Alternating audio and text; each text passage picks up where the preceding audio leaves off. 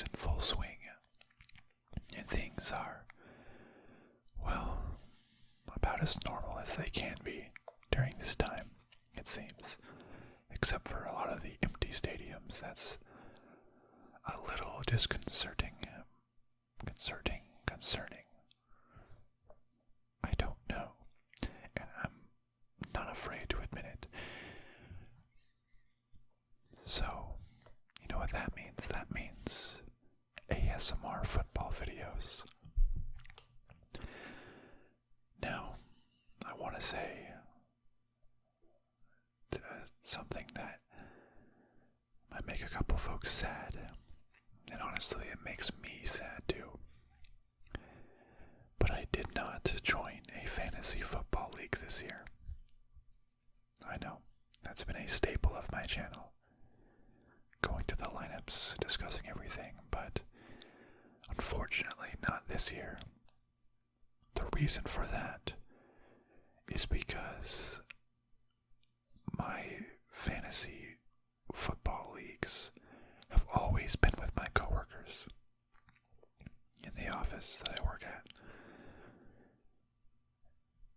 But, of course, ever since COVID hit, I've been working from home. So, I'm lucky to have a job where I'm able to work from home. A lot of people don't have that luxury. But at the same time, I haven't physically interacted or chatted with a lot of the folks that I would have normally have seen since back in March and now September, so for 6+ months. And because of that, no one really sort of got together to talk about setting up a football league, and a lot of the fun was just seeing people and trash talking each other in person and saying why your team is better than theirs and discussing the big wins and the big losses in person, which wouldn't happen. So it was just never set up, unfortunately. Also, with COVID going around, it seems to be doing well in the league over the first 2 weeks in terms of nobody's gotten COVID. I was just thinking about the first couple of weeks when baseball was back and certain players had it and just had to sit out, and certain teams couldn't play games for weeks. So I was just really unsure with how this season would turn out if a player would say get COVID and then maybe that team just wouldn't play that weekend because of it. Or, whatever team played them last also wouldn't be able to play. So just all of that uncertainty, in my mind, a threat of the season being canceled or a team of yours just not playing because of COVID really also made me less interested, because I would hate it if I had the best player, just some person on their team had COVID, so they don't play that week and you get 0 points, or the season actually ends early or just something. So a lot of factors just led to me not having a fantasy football team this year. But that doesn't mean that I'm not interested or not watching football. In fact, it's a different dynamic when you're not watching fantasy football. Before, I would watch just very specific team games and follow my quarterback, see him as he gets points, cheer, or feel sad when they don't perform well. Kind of crazy watching multiple games at once. Just trying to watch my guys do good stuff, and it's fun. And sort of the highs and lows that go with that. But this season, it's almost relaxing. I would say I can just turn on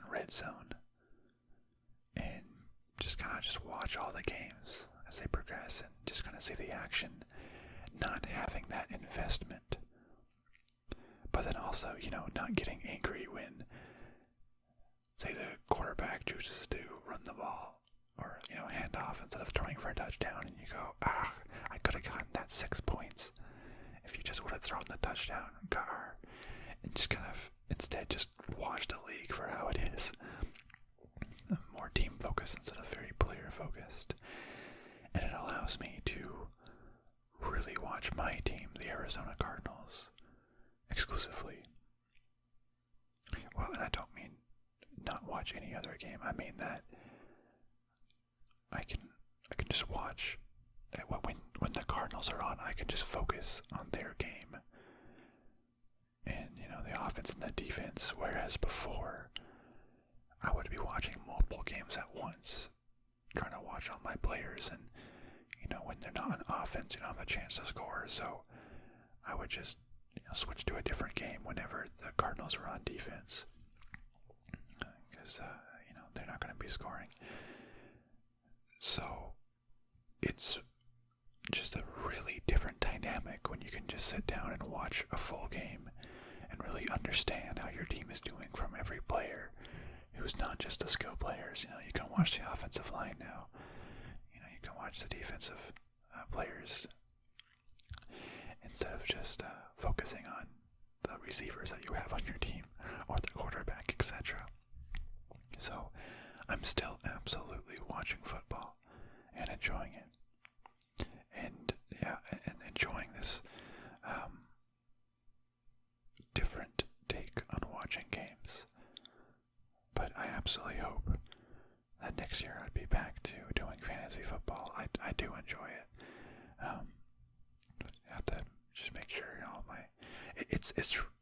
it's really fun when you play with people you know. I don't think I would do it if it was just with random people online. But we'll see. Because the point of that being said is that I'm still following everything. And while I won't have videos around my specific lineup adjustments or how I'm doing in the playoffs, I still want to talk football. I absolutely want to talk football. And that's not going away. So I hope anyone that was on my channel for, football related items, fantasy football, that you definitely still stick around, because it's not going away. So what I wanted to do here actually is, now that 2 weeks have passed, I want to see how the players are doing. Who's the best players this year? I thought about doing this last week, but the saying that one data point tells you nothing, but 2 data points gives you a trend. So at least I want to get some averages in there to see who's playing well, and some teams can win a fluke game or lose a fluke game, but 2 games still is not a lot, but it tells you a little bit more about how a team is doing.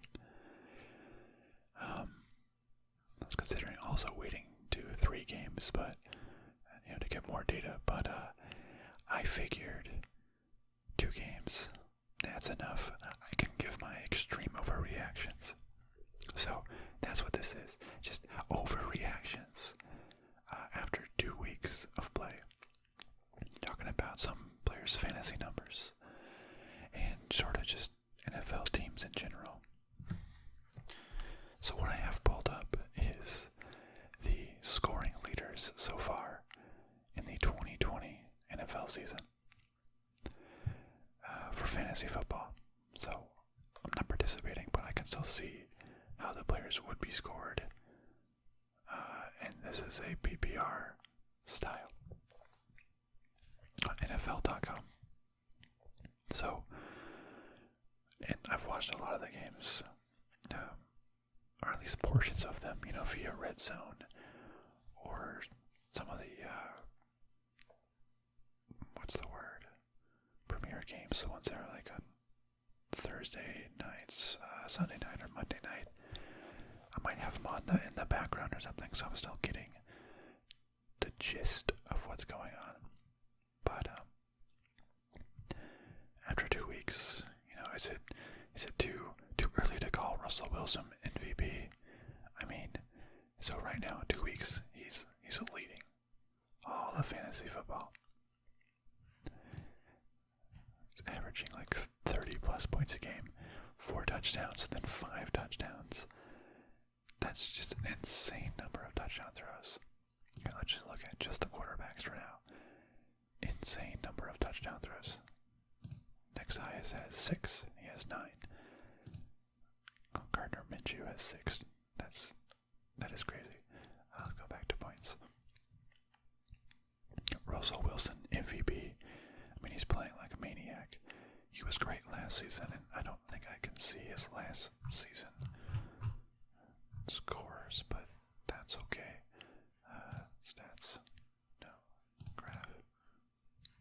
Alright, well, that's fine. He's 5 touchdowns. It's just so many different players on that team that he can pass to that there's just so many. DK Metcalf, who looked good last year, and I still wish that the Cardinals drafted. They chose Andy Isabella when DK Metcalf was still on the board. I don't know why. Andy Isabella was projected to go later, and DK Metcalf was projected to go higher. I'm sure they probably just didn't like his injury history, or maybe he gave off a bad impression in the interviews or at the combine. Something like that. But, you can't deny the production that those two players had. Andy Isabella, sometimes sees the field. DK Metcalf. I'm gonna search for that player. Let's do this. I want to just compare. Isabella's been pretty good, but so far this season he has 8 points, 8.7 points. He did not catch any passes in week 1. This guy's like a super speedster. He's just so quick. No catches in week 1 and 2 catches for 67 yards in week 2. DK Metcalf had 95 yards and a touchdown in week 1 and 92 yards and a touchdown in week 2. I mean, 99% rostered versus 0.2% rostered. I mean, I don't know why. I don't know why we drafted Andy Isabella over DK Metcalf. There has to be some reason that we're not seeing, but man, just, that would be insane. Hopkins, Fitzgerald, Christian Kirk, DK Metcalf. That's stacked. So, Russell Wilson has all these good targets. Happy for him. Of course, I hope that he does terrible every time that they play the Cardinals. And I don't dislike. I mean, I think he's a good person. I just dislike every time that we play him. He does this little stupid scramble and gets out of a sack, and then just yucks the ball. 50 yards downfield for a magical catch, and you're like, God, jeez, oh, bad. And that's so annoying. So that's why we got our version. Kyler Murray. I'm just gonna jump down here. Kyler Murray, sitting at 4th. He had 26 points and then 32 points. Each game, only 1 touchdown thrown and 1 interception, but it's also the yards rushed. 1 touchdown and 2 touchdowns rushed for. I don't know if you have seen his rushes so far this year, but he is unstoppable. He is so shifty. He just runs through everyone. He's just so quick. He breaks the ankles of any linebackers or safeties that dare try to stop him. You can't. And he still is super accurate. Just avoid sacks. That's what he's gotten better at, avoiding sacks and running out and either throwing the ball away, whereas before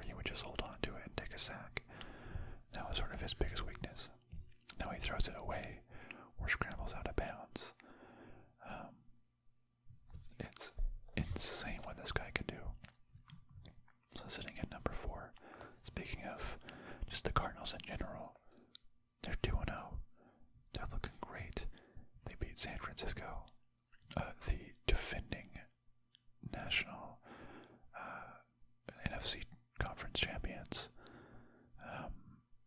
in a close, tough game. And then we beat the Washington football team, formerly Redskins, by a score of 30-15, and it wasn't even as competitive as it looks. It was 20-0 at some point. A week after Washington destroyed the Eagles, mostly due to their pass rush. But Carson Wentz is not the same as Kyler Murray. Carson Wentz is slower and takes time to develop his throws, and the Redskins got to him. But they could not contain Kyler Murray. He was just running all around. It's crazy. Super happy for the Cardinals. I mean, and look at their upcoming schedule for the first 5 weeks. You beat San Francisco, which is amazing. Beat Washington. They have the 0-2 Detroit, 0-2 Carolina, and 0-2 Jets coming up. Widely considered probably 3 of the 5 worst teams in the league. Unless one of these is a trap game, it's looking like a 5-0 start. Of course, it gets tougher with Dallas and Seattle, Miami, Buffalo. Miami beat up old Buffalo. They've been playing tougher. Seahawks, New England. LA.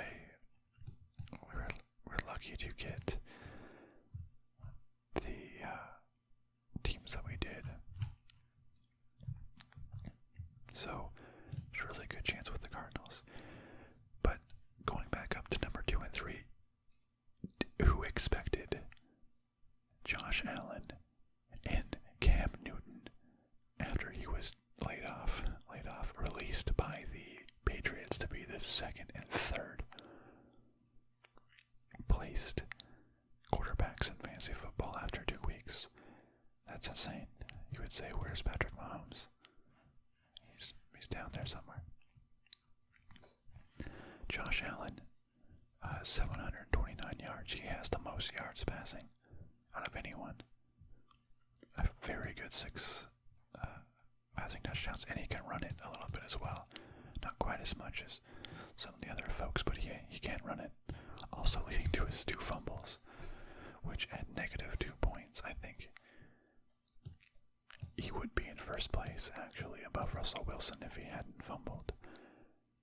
This guy just has a big arm, chucking it downfield 300 yards. I heard week 1 was his first 300-yard game ever, and then week 2 was his first 400-yard game ever. Killing it. Of course, he played the not great Jets in Miami, but you can't deny that. He's looking really good. And Cam Newton, what? Of course, most of his points come from his 4 rushing touchdowns. But, oh wow, look at his hair. That is insane how it's just straight up like that. But against Miami and Seattle, against Seattle, it was literally down to a goal line stop is why they lost. Didn't look like a great job for him rushing it there at the end. They probably should have done a different play, but that's beside the point. Cam's been looking absolutely serviceable. He's been looking good on the Patriots, which is just such a crazy thing to imagine. You have Cam Newton leading the Patriots. You have Joe Burrow instead of Andy Dalton on the Bengals. You have Tom Brady on the Buccaneers. Teddy Bridgewater is now on the Carolina. Phillip Rivers as they head for Indianapolis. Everyone else, Justin Herbert did really well. But things are just so mixed up all around this year that it is insane to see. I mean, Tom Brady on the Patriots, or Tom Brady on the Buccaneers. Wow, that's so easy to just get them mixed up. I mean, he's the 21st ranked quarterback. And the win against Carolina, I guess they were winning, didn't pass as much, but still only 9 points.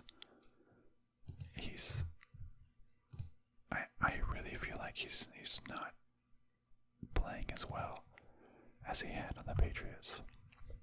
I feel like he's losing his step. And I mean, that's just what happens. But him with all his weapons that he has in Tampa Bay and the propensity for throwing the deep balls. Well, with Bruce Arians and the deep ball receivers like Mike Evans and Chris Godwin, you'd expect maybe a little bit more production than Cam Newton with Julian Edelman and who else? I guess N'Keal Harry maybe picking it up, but Cam Newton, from my perspective, Cam Newton on the Patriots looks better than Tom Brady on the Buccaneers. Hot take, but they were really close to being 2-0 versus Tom Brady got pretty. I mean, they were against New Orleans and lost there, but New Orleans just lost to the Raiders, so who knows what to think anymore. Cam Newton being that high is crazy. I'm really happy for Cam. It makes you sort of wonder why literally no other team tried to pick him up, which, there's probably very specific reasons for that, but he's a good quarterback. He's proven it there. You got the Dak Prescott, of course, Matt Ryan, who is not even trying to go into the crazy ending of the Dallas-Atlanta game, because it's futile. But Matt Ryan's their teams, the Falcons, have been the past couple of years just a terrible defense. So he's either, they're 0-2, which in week 1 against the Seahawks they're trailing, so they're just passing all the time, and so he's just racking up all those yards. In week 2, it's just a very high scoring game, so he's getting a lot of touchdowns. So the Falcons are a really good team to be the owner of their quarterback, Matt Ryan, because he's going to get a lot of yards and touchdowns, whether or not they win. So that's just, the onside kick was ridiculous. And then, down at 7 and 8, Aaron Rodgers and Patrick Mahomes. 10, Lamar Jackson. Not exactly where you would expect them. Lamar Jackson sitting between Ryan Tannehill and Gardner Minshew. Is that where you had Lamar Jackson? Because he hasn't rushed for any touchdowns yet. Maybe he's playing more conservative and rushing as to not get hurt. Maybe they're relying more on their run game, though they always had a big run game last season as well. But 3 touchdowns, 1 touchdown, not too many yards. But also, the Ravens are just too good. They've been blowing out their opponents, so they haven't needed to go crazy in the passing game, because they're blowing out Cleveland. They pretty much blew out Houston. You don't need to go crazy. So sometimes a player just makes a team do good and hurts his own value. Other surprises, Joe Burrow in the top half, that's nice. Some cool things to see. Let's go to some of the other skill positions and see what we got. Who's been the top running back? Aaron Jones, followed closely by Alvin Kamara. Aaron Jones, from this year and last year, has been a touchdown scoring machine. He already has 4 touchdowns in 2 games. 236 total yards and 3 touchdowns. Ridiculous. He led both in rushing and receiving yards. I know that Green Bay doesn't have that, what's the word? Vaulted, esteemed receiving core. So I guess Aaron Jones is just their lead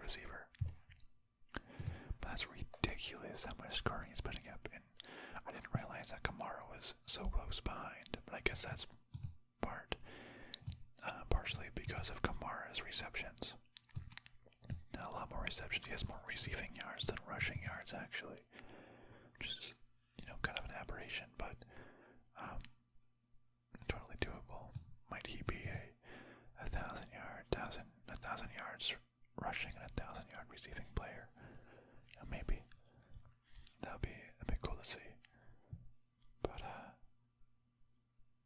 that's Aaron Jones. Absolutely crazy. He's the blood of the Packers offense. Now you have Christian McCaffrey sitting in third with 28 points in the first game, 25 points in the second game. That's awesome. But boy, did the injury bug, whatever, hit the NFL in week 2. So many players got hurt. Christian McCaffrey, who was most likely the number 1 drafted player, drafted with the number 1 spot in most leagues, is out 4 to 6 weeks. I mean, that's unfortunate. He is just so good, so consistent to always getting those pass catches and rushing touchdowns. It's the Carolina offense runs through him, and it's terrible to see him get hurt right when they play the Cardinals in 2 weeks. But down like that, he was in at third, which is a very respectable position. Very consistent. Oh man, Aaron Jones, 17 and then 45 points. So we'll see if they goes back down. Alvin Kamara, 23 and 38. We'll see if any of it drops back down, but it's been kind of ridiculous. But Christian McCaffrey's out. Raheem Mostert, who has scored a lot of points as well, is doubtful. Saquon Barkley. Saquon Barkley's out for this season with the torn ACL. But even, in his first game against Pittsburgh, he only scored 12 points. He had 6 rushing yards and 60 receiving yards. And then in week 2, he only got 28 rushing yards before leaving. How do you only get 6 rushing yards in week 1? That's kind of ridiculous. That the Pittsburgh held him to so little. I mean, Giants are 0-2 and just lost their best offensive player, so it's not looking good. But I know I had Saquon last year. He was hurt for part of last year, but then came back strong just in time for the playoffs and really helped me win the playoffs with like 20 or 30-point games. But now he's out. A lot of high players, but was not expecting him to be 42nd ranked in the league right now. That's kind of ridiculous. Who else we got? Zeke Elliott, top 5. Makes sense. Josh Jacobs, the second year for the Las Vegas. He scored most of his points in week 1, 3 touchdowns in week 1, but a solid performance in week 2, just no touchdowns. He's looking good. And just like that, the Raiders are 2-0. Raiders are at 2-0.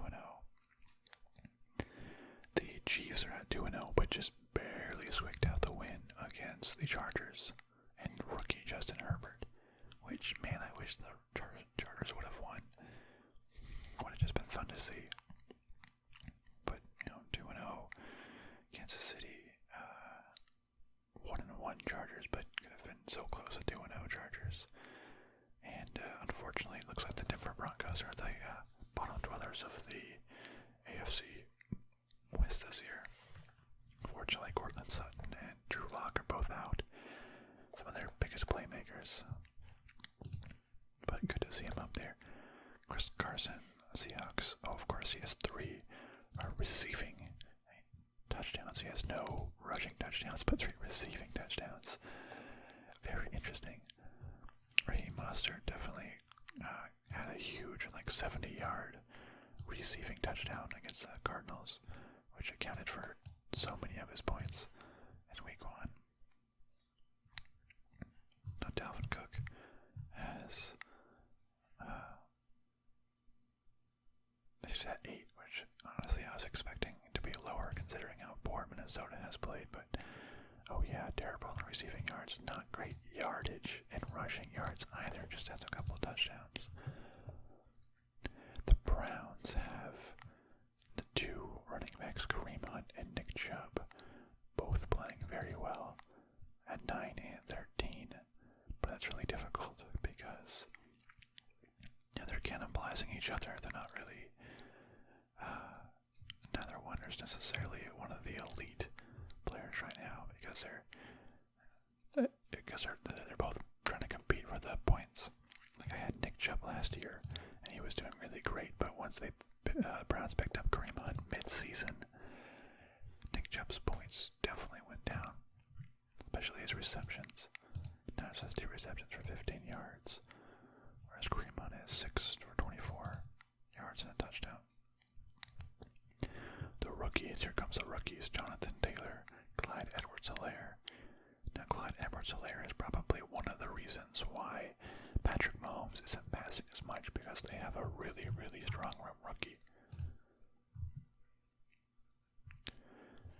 Derrick Henry has 200 yards rushing, but no touchdowns and not very many receptions, so that's why he's at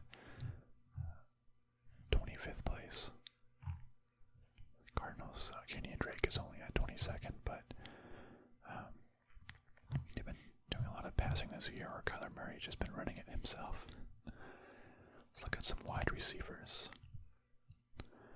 Wow, leaps and bounds away is Atlanta's Calvin Ridley. Gotta get those garbage time receptions, I guess. 33 points and 29 points. 2 touchdowns each game. I guess he's... Is Julio Jones on this list? Julio Jones is at 23. Whoever this Russell Gage guy is for Atlanta is actually at 11. And Calvin Ridley is at number 1. Julio Jones is the 3rd ranked wide receiver on the team, which is crazy to think about. He's always just been the stalwart at number 1. I guess Russell Gage has 15 receptions for 160. Julio's 11 for 181. Julio has more yards, but no touchdowns. And then Ridley just has so many receptions. 16 more yards, and of course the 4 touchdown is really what is putting him far and away, like 15 points more than the next highest player, which is the Cardinals' DeAndre Hopkins. I mean, he has the most receptions, 22 receptions to Devontae Adams, 17. 5 more than the second, mainly because of the first game, I believe, was a 14 reception game for 151 yards, and then the second game was 8 receptions for 68 yards and a touchdown. Kyler Murray clearly loves DeAndre Hopkins. Finally, he got a touchdown. But, I mean, he's amazing. DeAndre Hopkins is absolutely amazing, and that was an absolute steal of a trade where he gave up David Johnson, which actually I want to go back. So running backs, where is David Johnson? He's 21st. 19 points. He looked good in week 1 against Kansas City. Less good against Baltimore, but to be fair, Baltimore is really tough. So I wanna follow David Johnson. David Johnson's just barely above Kenyon Drake. But then we also got DeAndre Hopkins. So you make that trade any day of the week. It's insane. The most receptions are really helping him. Yardage, 5th most yardage. Just 1 touchdown, but DeAndre Hopkins is so good. Kyler Murray loves him. That dude just catches everything. It's crazy. You got Devontae Adams, kind of as expected. He's been really good. And 3rd, Stephon Diggs and Robbie Anderson. Here's 2 players that have new environments, right? So Stephon Diggs used to be on the Minnesota on the Vikings. Robbie Anderson used to be on the Jets. And now they're at these new locations, and it clearly looks like they're playing really well. The Bills are on the rise 2-0, while the Vikings are 0-2. You kind of want to get out of there. Robbie Anderson, the Jets are, well, the Jets, and they're not doing great. But I guess Carolina's also 0-2, but he's averaging over 100 yards each game, so surely he's happier there. But, that's really, really interesting to see how that's developing out. Julian Edelman, 179 yards against Seattle. That's a career high with Cam Newton. Wow, that's absolutely insane. I mean, he's always, made those clutch, important catches. Sounds like he has a rapport with Cam Newton. I mean, clearly. 8 targets for 180 yards. That's like, what is that, 20 plus yards a target or something. A catch. That's kind of ridiculous. 179 yards. My goodness. Who's getting the lead in yardage again? Calvin Ridley, Stephon Diggs are tied, then Julian Edelman. Wow. 7th place, DK Metcalf, as we talked about. We talked about him. He's just so good. Tyreek Hill, of course. He sort of just thrives on that long touchdown. Catches crucial long touchdown. 54-yard touchdown catch. You kind of just need him to get one long touchdown a game. So he doesn't always have, well, he had a lot of targets, I guess, but only got 5 of them. But, he's playing amazing. It was surprising to Terry McLaurin's playing really well. A lot of other players. I had Mike Evans last year. We only had 2 yards for 1 touchdown in the opener with Tom Brady, but definitely made up for it in week 2. Hopefully he'll establish that rapport with Tom Brady. But, you have CeeDee Lamb, top 25. That's fun to see. It would have been nice to have CeeDee Lamb in the mix with this old quarterback, Kyler Murray. That would have made for some fun performances, I'm sure. But, we needed a defensive player, so not sad that we did that. Corey Davis might be finally putting it together, which is nice. Juju Smith-Schuster, he had a great game. One of his games. 2 touchdowns. Yeah, I don't know. Steelers are playing well enough to win, but not as explosive.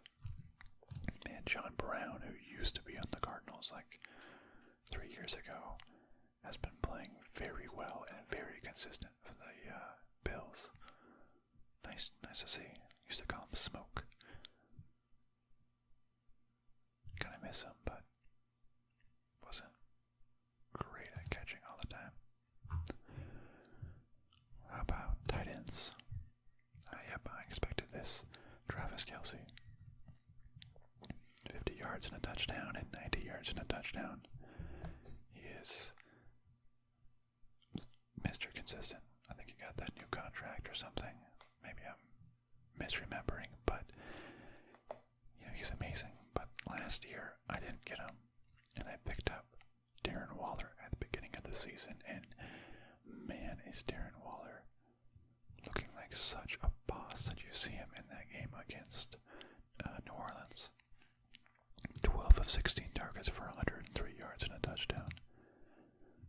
Waller is a boss. I love that guy. He absolutely helped me last year when I wasn't able to get Kelce. I think I drafted Hunter Henry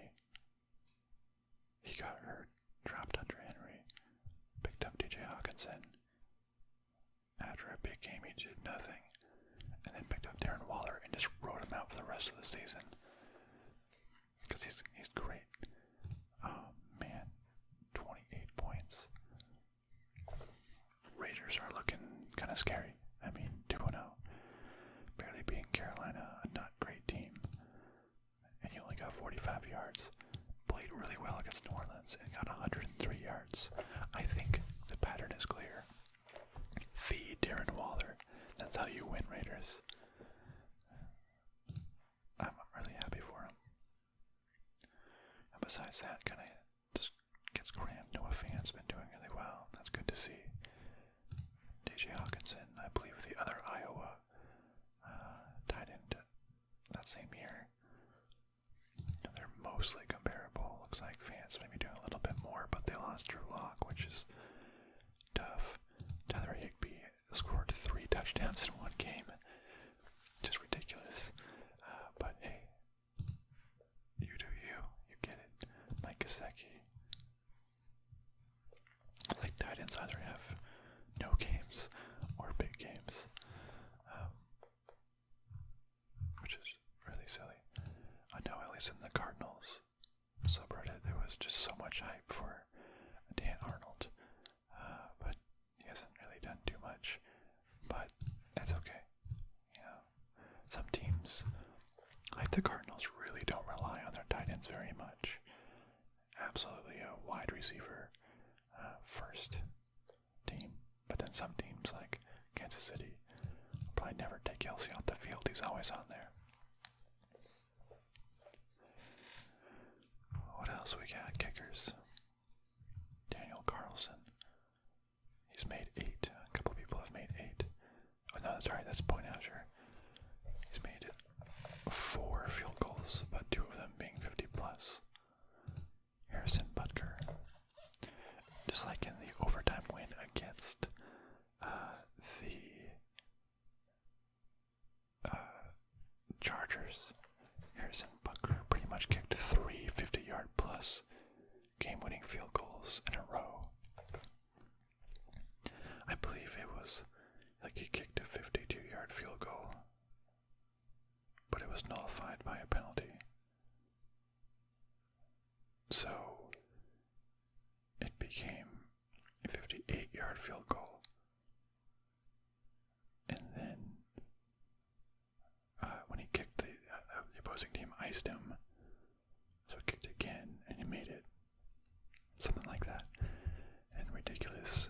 He's also just super amazing. Lots of 50-yard plus, but not very many point afters. They've been scoring. How do you make no point afters?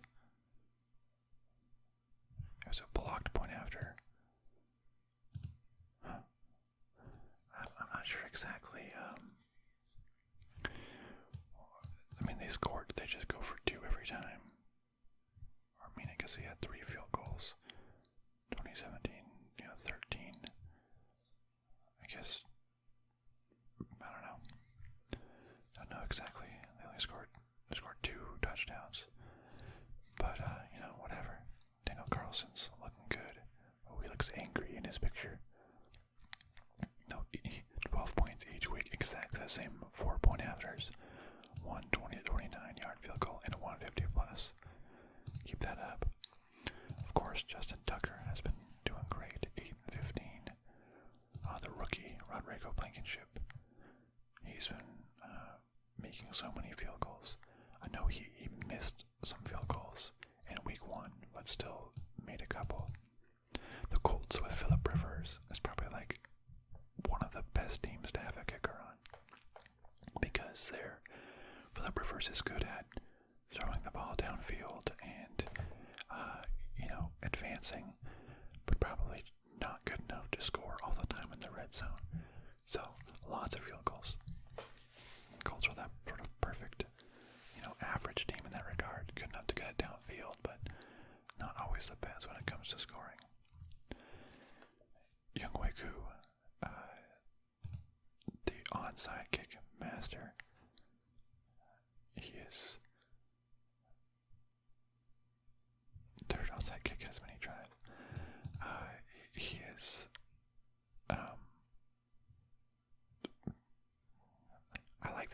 This guy's just cool. Onside kick master and just great on field goal attempts. I'd have him. Zane Gonzalez. He's been pretty solid. Solid with the point afters, as Cardinals have been scoring more often than they did last year. Been just solid field goals in the middle of the game. Can't really talk about too much on kickers because top 10 are separated by 7 points. Just like a couple of field goals, so it's not too much, but you could get, I don't know, the Cleveland kicker. Oh no, that's right, he was dropped in week 1. Ooh, the Minnesota kicker only had 7 total points. Minnesota, yikes, has not been looking great. Now, lastly, let's look at defense. Ooh, yeah, dominated by the Baltimore Ravens with 30 points. They've scored exactly 15 points each game. They're sacking people, getting some interceptions, fumble recoveries. They got 1 touchdown in against Houston in week 2. I mean, Cleveland's not a great team, but offensively, I mean, they have Baker Mayfield, but clearly no match. And Deshaun Watson, is great, but along with having Lamar Jackson, the amazing playmaker, on offense they have probably the best defense as well. Just insane. Ooh, they're playing Kansas City next week. That's a game to watch. I'm going for the Ravens in that game, honestly. The defense. I mean, the Chargers almost held them off. I think Lamar Jackson's taken that step. They really do. So, they've been killing it. 9 points ahead of the Steelers, who played the Giants in Denver, which, I mean, a pretty easy schedule for them. But still, hey, when you got those easy schedules, you have to take the opportunity. Ooh, 7 sacks against Denver. That's insane. You gotta take that opportunity. Wow, the Colts, 4 points in week 1. I guess just a big week 2 against Minnesota. The Washington football team. Yeah, 15 points in week 1 against Philly because of their 8 sacks. Didn't do too much. Only got 4 points against the Cardinals. Which isn't great, obviously. But some of these are still affected by 1 good game. Cardinals are sitting at 10th place. 4 points, 9 points. Getting 3 to 4 sacks a game. A couple fumble recoveries. We have no interceptions yet, or touchdowns. 20 to 15 points allowed per game. It's just a very solid, top 10 defense. I say that's fair. They're not like the elite, but they're not bad in any sense.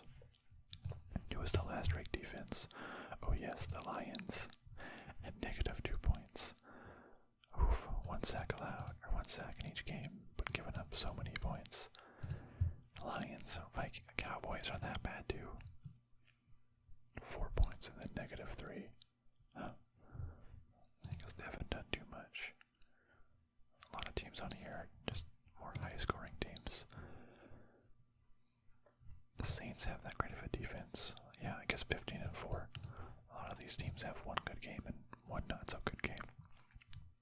Yeah, Patriots 11 and 6. I think the Ravens though are really good defense. Lots of hard-hitting guys. And their offense is just gonna. I guess sometimes if you score so well, it makes other teams score a lot in return, trying to catch up to you, but they just can't do it so far against these Ravens. Just can't do it. So the best team right now would be Russell Wilson, Aaron Jones, Alvin Kamara,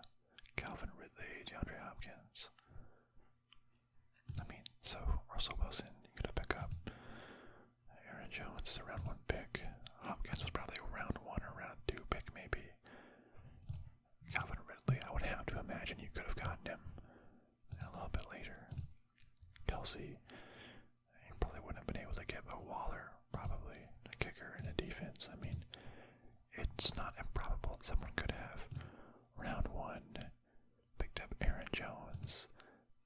You can't get Aaron Jones and Kamara though.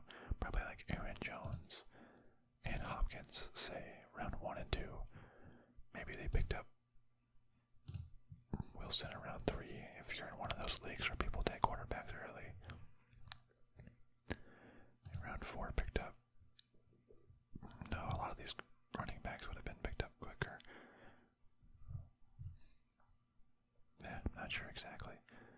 Jones, Kamara, no, those would have to be inside. They wouldn't even both be around on that. 10, round 1, pick 10, and round 2, pick 1 slots. They probably would have both been gone. But in any case, you could have some of these really good players. Absolutely. Darren Waller could have been found cheap. Calvin Ridley could have been found cheap. Kickers and defensives, you picked those up pretty late, so could have been Russell Wilson. Or even picked up Josh Allen towards the end. Pick up my boy Kyler Murray. Be doing well. Cam Newton's on the waiver wire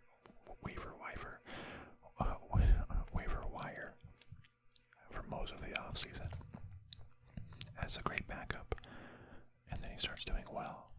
Mahomes and Rodgers 7 and 8 respectable, but Lamar Jackson, who I picked up at the very last round of last season, was the number 1 scoring, I think. Just playing amazing. But this is what it looks like through 2 games. Which trends can continue and which ones are just gotten lucky so far. We'll see. There's been some good teams and there's been some bad teams. We'll see which ones will stay good, which ones will stay bad, and which ones are going to regress up or down. There's a lot more to go, but those are sort of the through 2 weeks of the season's overreaction. Russell Wilson's the best quarterback ever. So is Aaron Jones. Calvin Ridley is better than DeAndre Hopkins. You know how it goes with overreactions. But it's fun to see where everybody is. I do sometimes miss fantasy football, but I like looking at this other lens as well. So that's going to be it for this week, but absolutely know that there will be more football videos this year. I may not have a team, a fantasy team, but I still have a football team in the Cardinals. I'm still watching all these games and enjoying football. Alright, it's something. It's something during these dark times to watch. And it makes me happy. Thank you so much for